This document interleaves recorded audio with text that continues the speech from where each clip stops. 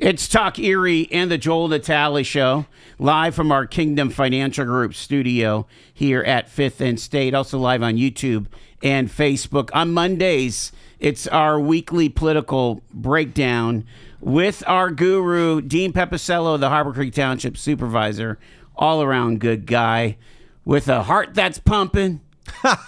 Yes.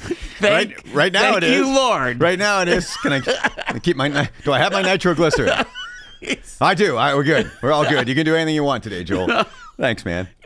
Weigh in on what you heard in that 4 o'clock hour with Councilman Wertz. A fascinating hour, a fascinating story. I give him props for coming on here and facing your, I thought, fair but sometimes difficult questions. But I thought the interview was fabulous. A lot of thoughts from somebody who's been elected for 20 years and who was in this business before, who ran a couple of times. So Jim Wertz's previous life, still his life to some extent, it was the Democratic Party chair. Oh, yeah. Right? I thought what he said at the end of the interview is the difference between his partisanship and his policies was most significant. So Jim Wertz, the Democratic chair, of course, is partisan. Jim Wertz, the candidate running for state senate, whatever you think of that campaign, and Jim Wertz, the candidate running for county council, when you're the, it's a slight exaggeration and only slight, Joel. When you're the candidate or you're the party chair, you can do anything you want. Anything you want. As a candidate, essentially say anything you want. The exception is you have to tell people where your money came from, where you spent that money, and who spent money on ads. You have to tell people, this is where all this money come from, and this is who paid for this stuff. Mm-hmm. Here's what we spent the money on, right? Absent that, you can do anything you want. As party chair, anything you want. I mean, you are partisan for the sake of partisanship. It's what you do, right? Mm-hmm. So I think Jim Wertz, the party chair and the candidate and the Democrat that he is like, absolutely, this is fantastic. Let's go. Regardless of what the lawsuit, whatever comes of it, right? Whatever the facts are, I thought you did a great job of laying all that out. That's part of your role, and you have the right to do that. Then, so you can do anything you want on that side of it. Then you get elected, and the exact opposite is true. You can't do anything. Like, you can't do anything unless the law says you can. I thought you had power when you were an elected official. Yes, but not like you think. You have to then follow every rule. Ethics are a real gray area as a chairperson and as a candidate, right? But ethics as an elected official, very difficult. The rules are very strict. So I think Jim Wertz, the party chair and the candidate's like, yes, I love this. Let's go. I believe in this thing, or whatever. Maybe he said he played a minor role. He whatever, right? Gave them advice, talked about Attorney McNair, whatever. But I think he, the candidate, and he, the party chair, is like, I'm good. Like, this is okay. This is part of what I should be doing. And him, the elected official, goes, oh, poop. You know what I mean? Right. Son of a gun. Because the reality is any shade of impropriety, and I think that was the argument that the 4 voters made, I guess. I didn't see it all, and I wasn't there. And I take Jim to his word in here. But the appearance of impropriety is you've got the chairman of the Erie County Elections Board who had even the most minor involvement in an organization that's suing the Erie County Elections Office. That's a problem, right? It is. But but where it started is Jim, that's probably fine, right? The problem is you get elected and the whole world changes. And that's what happened here. So he wasn't a member when he talked to them. Correct. But then he became a member. Absolutely. And now you're the chairman of the elections board. So it probably ended up, at least for 4 members, it ended up a problem. Yeah. But it didn't necessarily start that way. Yeah. And those are the two very different. You can do anything you want in those 2 roles and nothing that you want as an elected official. You know what I mean by that? You can't just... So what's the takeaway here? Just the differences, the timing? Timing? Yeah. Yeah, I think it's timing. I mean... What about the concept that they are striving to have a new tone at the courthouse between the legislative branch and the executive branch and amongst the legislative branch that they want to work together. I mean, they voted him in 7-0 in January because they thought he would be a good election. Well, then chair. right. You know. But this is a story of potential, of the appearance of impropriety. Like that's what this story is, and you can't tell me if you didn't know, if Jim Wirtz wasn't a Democratic Party chair, I think the whole world would be outraged, don't you? If he came in as an elected official and he's me or you, he comes out of nowhere, he's the average person on the street, whatever, people are probably outraged. But I think, again, the genesis of it and where it started gives people enough of a pause to go, well, I mean, I think at the end of the day, they probably got it right. I'm not blaming anyone.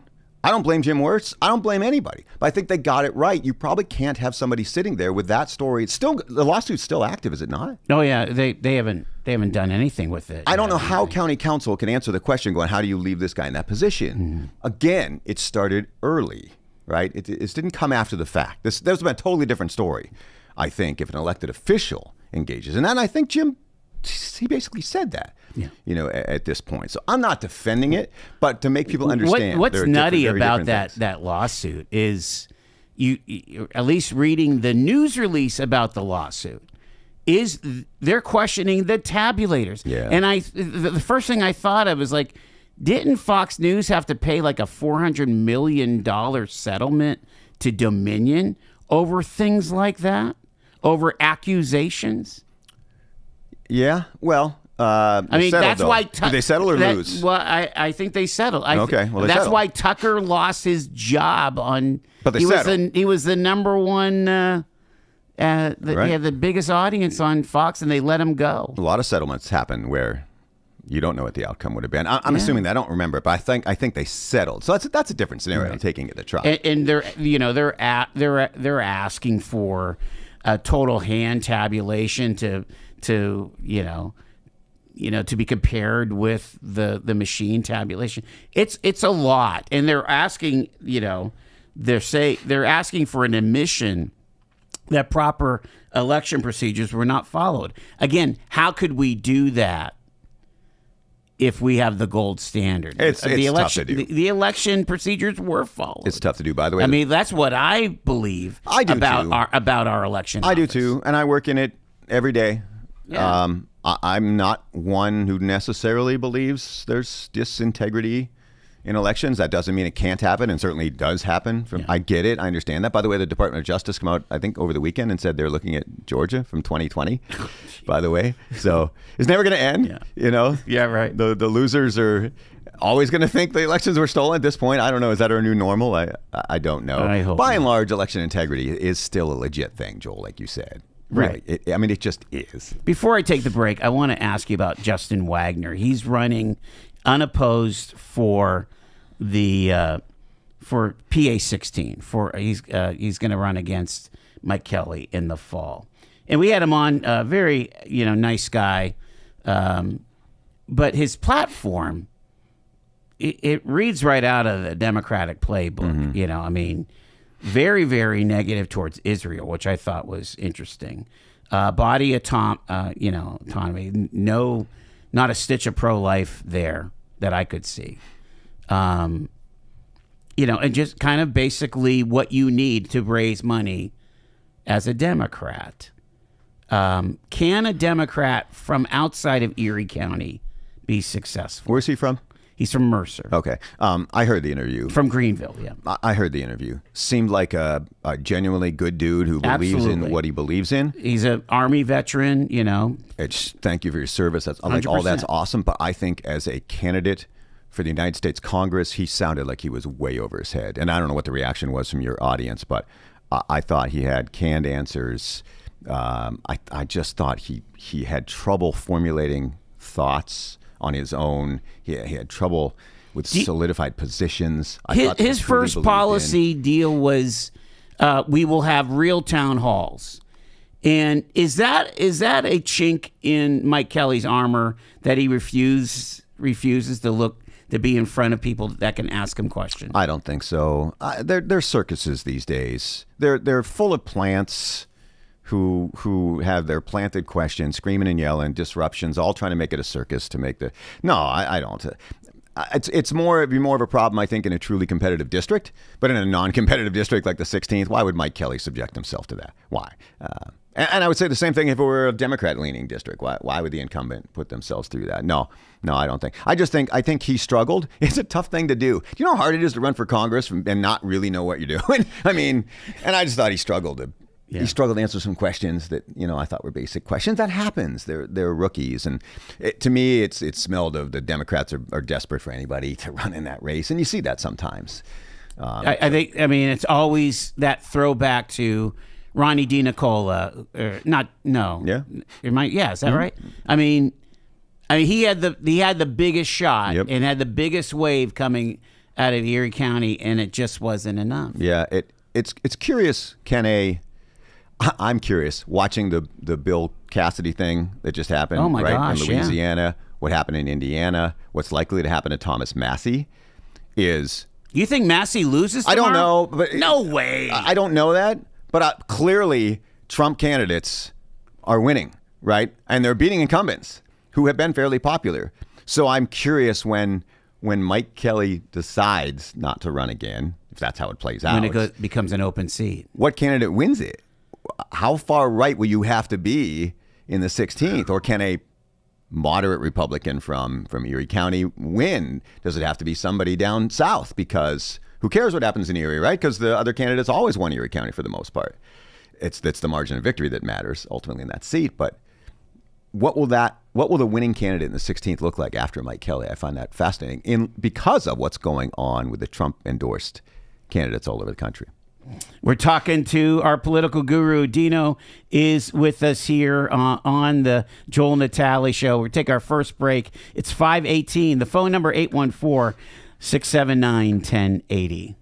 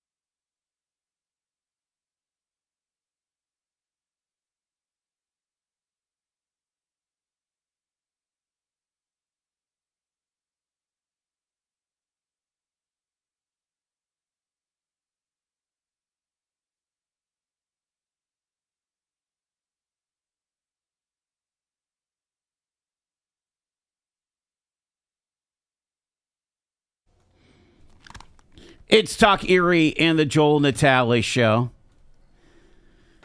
We are live with our guru, Dean Pepicello.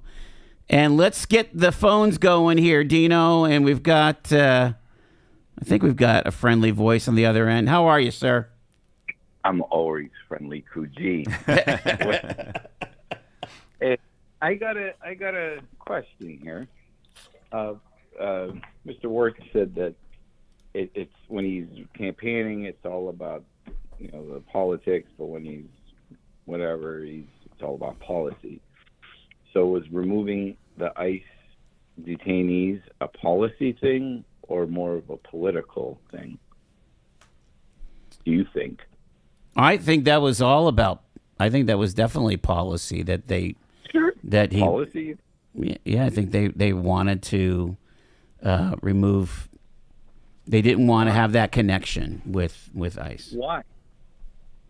Why do you think that? Because that doesn't fit with their politicking. Yeah, I think it's both. I think it's both. That one bleeds through both. Clearly, yeah, I think. Come on, George. It's both because it's a policy. I mean, but clearly, yeah. Well, you have a policy. I get it, but really, that was their. I guess you could say that's the left. Oh yeah, we're going to fight Trump and we're going to fight ICE and then blah blah blah. But I think what he means by that, again, I'm not defending him because I that's politics. I think Gino's right. But that's going to happen. You have to make these decisions, and of course you're going to lean one way or another politically. Right? I think his point is, hey, when the county executive brings me a Republican to put on the county parks commission, I'm not going to vote against that person because they're Republican. I think, you know what I mean? I think that's what he meant by that. I get it, but I understand. I totally understand it. Yeah, but it's politics. No, I'm with you. Moving that was definitely that's the left MO right now with, and how many times, it had nothing to do with what he said, but anytime it's brought up, it's always Republicans are against immigration. And then the media runs with that, especially the left wing, and they never say, well, wait a minute, we welcome all people, just come through the front door. Follow the policies and the laws that we have in place to get here. You just can't walk in and be like, okay, now I want this and I want that and I need a place to stay. And, they make it sound like that we're against immigration. Was built the country, legal immigration. So, I don't know. So that's my take on today. I hope you guys are enjoying the summery weather we're having. Absolutely, sir. Great to hear from you. Thanks so much, real Jan. Quick, can I wrap up real quick? Yeah. Okay, so bacon and eggs walk into a bar. The bartender says, "We don't serve breakfast." Oh, okay. Is that it? That's the joke. First of all, how dare you say bacon around a man who had a heart attack five weeks ago? I can't have it, for goodness sake. That was very, I quit eating bacon a long time ago. It tastes great. It's just like prosciutto or salami. Yeah. It all tastes good, but it is not good for you. At least in moderation, man. Let me tell you. A little bit once a year, Christmas. Yeah, there you go. All right, man. Good. Talk to you later. Bye-bye. I watched George Stephanopoulos yesterday. Man, pounding hard on Trump and corruption. Okay. Yeah, what? Basically this whole deal with the IRS that went through today, that he's dropping the $10 million lawsuit over the release of his tax returns in exchange for 1776 fund that he can use with this board to issue money to those who have been wronged by the government. You heard about this? No, sorry, I missed this one. Yeah. It's breaking today, actually. Define wronged by the government.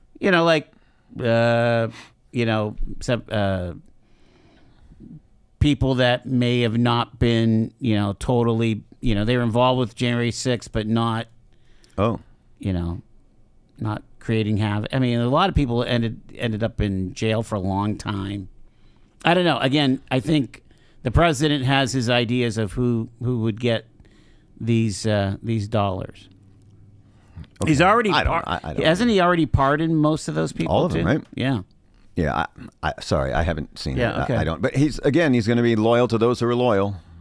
You know, and there's who he is, and there's still this situation, both for the executive branch and the legislative branch, where they're able to buy individual stocks.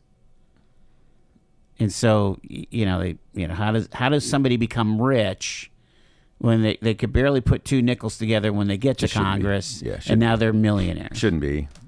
It just shouldn't. You can't use insider trade. You can't use any insider information that the rest of us can't have because you're, in Congress. You can't. It's now if you're buying chips because AI is a thing, everybody knows that. It's pretty easy to find out when you sold everything or bought everything, and 2 days later a major announcement happens. Oh my goodness, you must be the luckiest investor in the history of the world. You're Nancy Pelosi and AOC. But that seems to me a low hanging fruit. And they haven't been able to get that through, have they? Isn't that suspicious? Isn't that ridiculous? Just invest like the rest of us. There's a lot of pushback, and there's also on the state level there's some gift legislation that I think some of the party, probably mostly Democrats, want to get through that has not been supported by anybody in Northwest Pennsylvania as far as the state reps for gifts. The Wolf administration definitely they didn't let these people you can't buy a state employee a cup of coffee. Right. The whole walking around money kind of went away. Yeah, but you could still. I thought you could.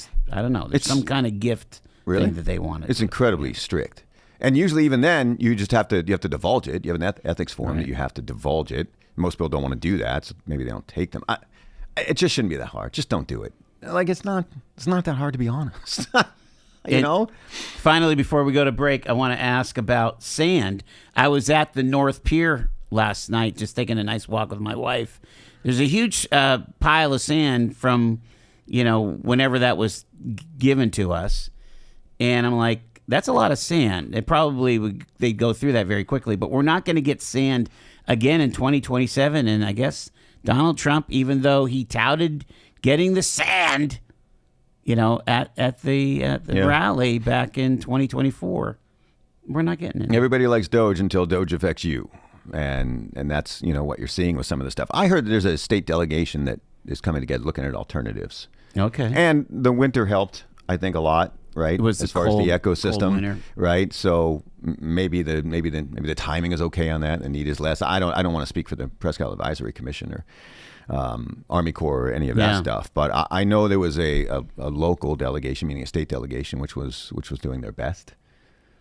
I mean, we're supposed to be surprised that a politician says I'm going to do something that doesn't happen. even Donald Trump, right? I mean, it happens across the board. It just is so crucial toward our economy here in Northwest PA. And they'll figure it out. All right, they'll figure it out. If that important, someone will figure it out.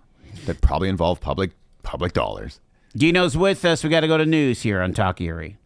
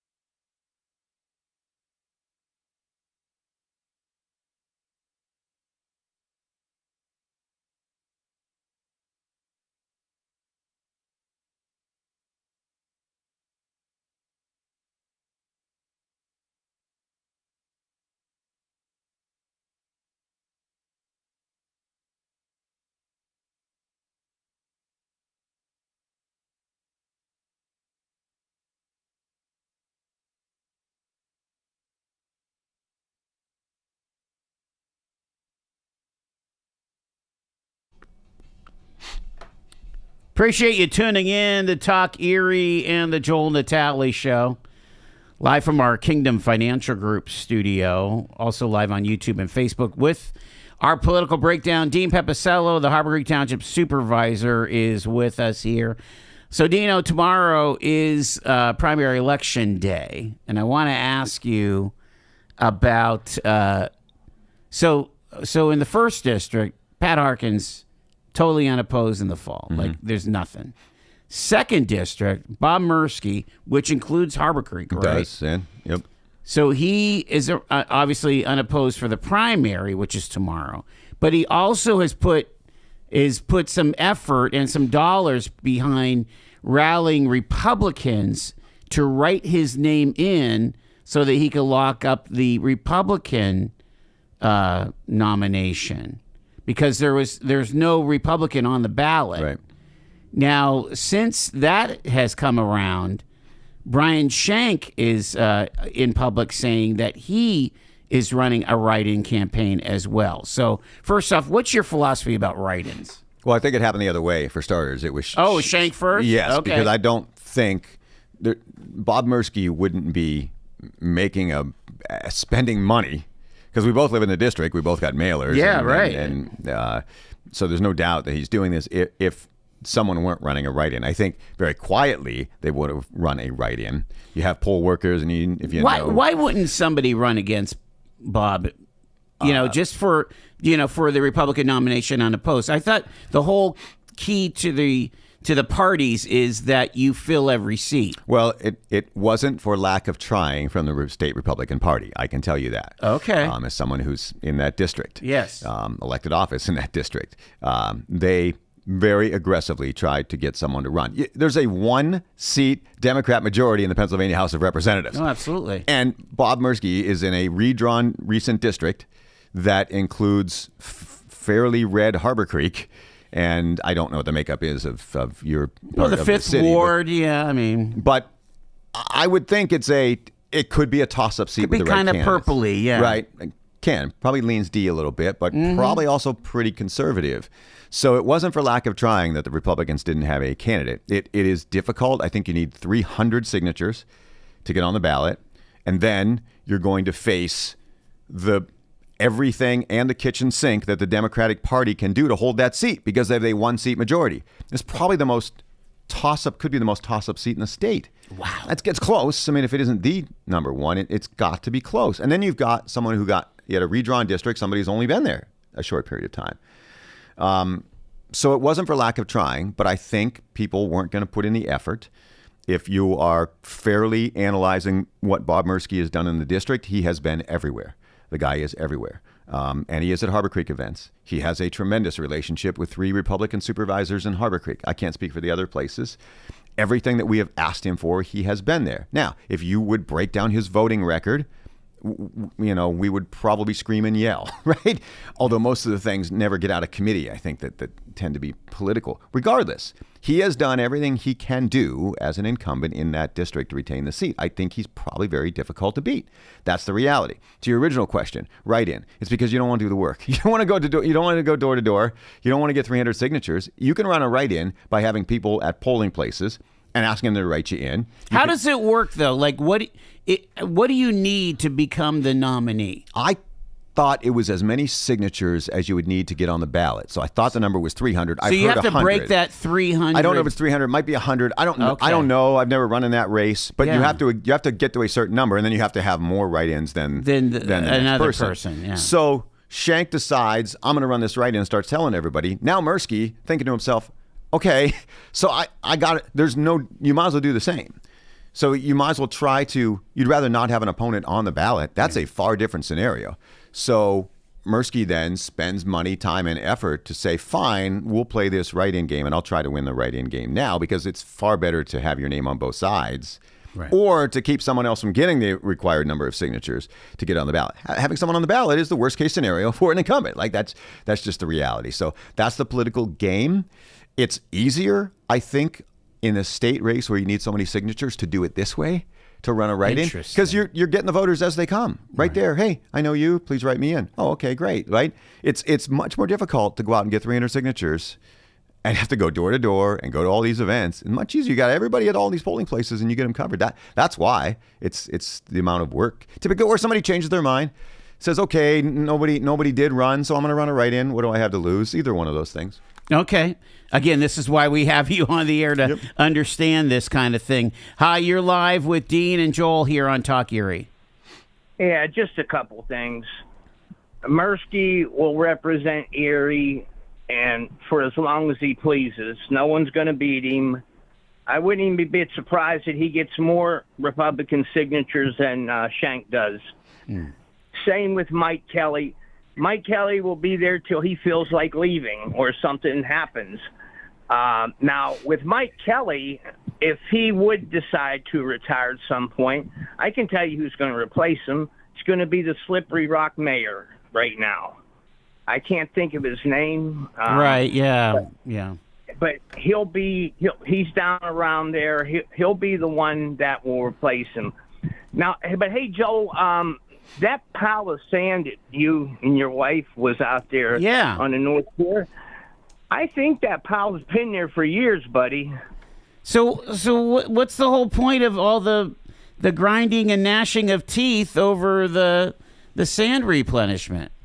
Well, you go out there and you see the big pile of sand. You see kids climbing it and sliding back down. It says, do not enter, do not go on the sand. But I seen that pile there 3 years ago, and I never seen any of it disappear or more be added to it. I mean, that sand's been there. Okay. So that's a good question. I think that sand came from the lake a couple miles out in the lake. They sucked it up and they brought it back there and they put it there. So what's the big deal? If they could do that then and we have all that sand there, that sand could at least do a couple beaches. I mean, you would think. You would think. Why can't we get the rest? But anyhow, just my opinion. All right. Thanks, man. I'm going to disagree. Nice to see you there, Dino. You too there, Junior Guru. I'm going to disagree with the Junior. I think the next representative in the 16th district will be a Republican from Erie County. He thinks it'll be the Slippery Rock mayor, and I can't think of the name. Yeah, Longo. I looked it up. Yeah. It's Longo. And he's kind of, I'm not saying he's actively campaigning, but he gets around the district a lot. He seems to show up whenever Trump comes to town. Yeah, there's some of that, and he's politically active. I just think that Erie County is hungry for someone to have a congressman from Erie County would be significant. I think that the county will rally around and find a way to have a quality candidate end up in that seat. Just my guess. Who knows how it plays out or when, but. We're going to do some fast fire conversations here. Caller, you're live with Dino and Joel on Talk Erie. Hi, where would I get a list of the people that are running in the Mill Creek, Erie area? I would go to the Erie County elections, eriecountypa.gov, and look for your ballot. They have every ballot available. So Thank you. You're welcome. There's not much on there. No, there isn't much on there. Committee people. Hi, you're live on Talk Erie with Dean and Joel. Okay, about the sand pile. Yeah. No, that's not been there for years. That thing is replaced and replenished by Canadian freighter that dumps it. We get it from Canada. Whether they get it out of the lake or whatever, I'm not sure. It doesn't look to be fine enough to come out of the lake. It looks like it comes out of a gravel pit type of thing. But, yeah, I've seen that thing whittled down to nothing, and then, a week later, whoosh, there it is, and there's a big freighter there doing the offloading. So, but they probably don't have any more money to pay for any more shipments. Okay, so, right. So we'll see what happens there. Yeah, I mean, if it's a $3 million deal every year, and we're getting about $1.5 million, I think, from the city, from the state. Now that we know it's coming from Canada, we could do a trade deal. Maple syrup for sand. There you go. Hey, thanks for the call. Appreciate They're it, man. hosers up there. they like their pancakes and syrup. Condon and piggies. Exactly. Take it easy. Bye-bye. Bye. Yeah, I mean, it's an economic development situation there. Speaking of economic development, city, dropped a bomb on Thursday from the PFM report, right? And I went to the press conference and also watched YouTube of the study session, and I don't know. It's quite a hole that's been dug. Clearly, the last few years, that budget has been balanced on one time on the water authority sale and payment and art money, no doubt, and they were huge numbers.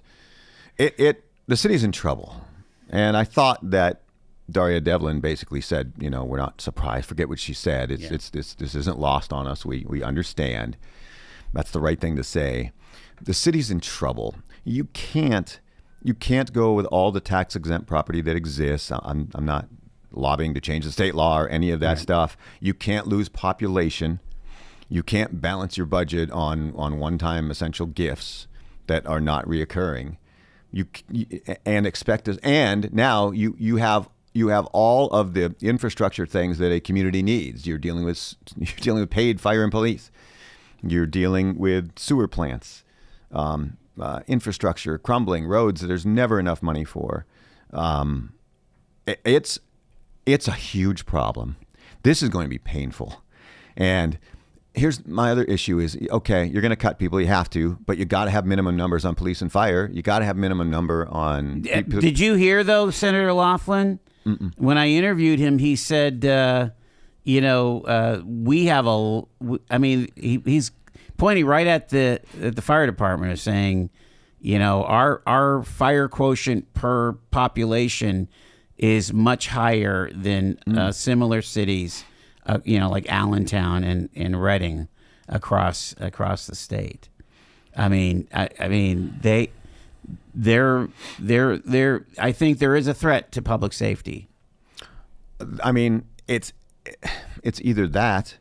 Here's the problem. The other answer is to continue to tax, go home rule, whatever you do. Yeah. Find a way to tax the snot out of everyone that's here. What good does that do? You take money from people who don't have it anyways, essentially, because you have an incredibly poor community.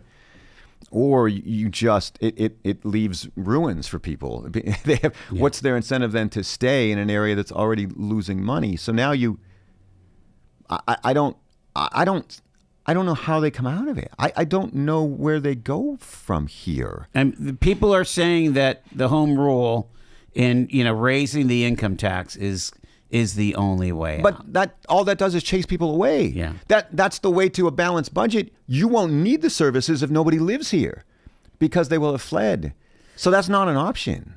Let's get a quick input. I'm running out of time, but we've got former Councilman Chuck Nelson on. Hi, Chuck. Hey, just to go over one of the big things with the PFM report. In 2019, they said there was 3 issues: the structural deficit, still there; the debts, which has been the debt ratio is much better; and the pension. Right.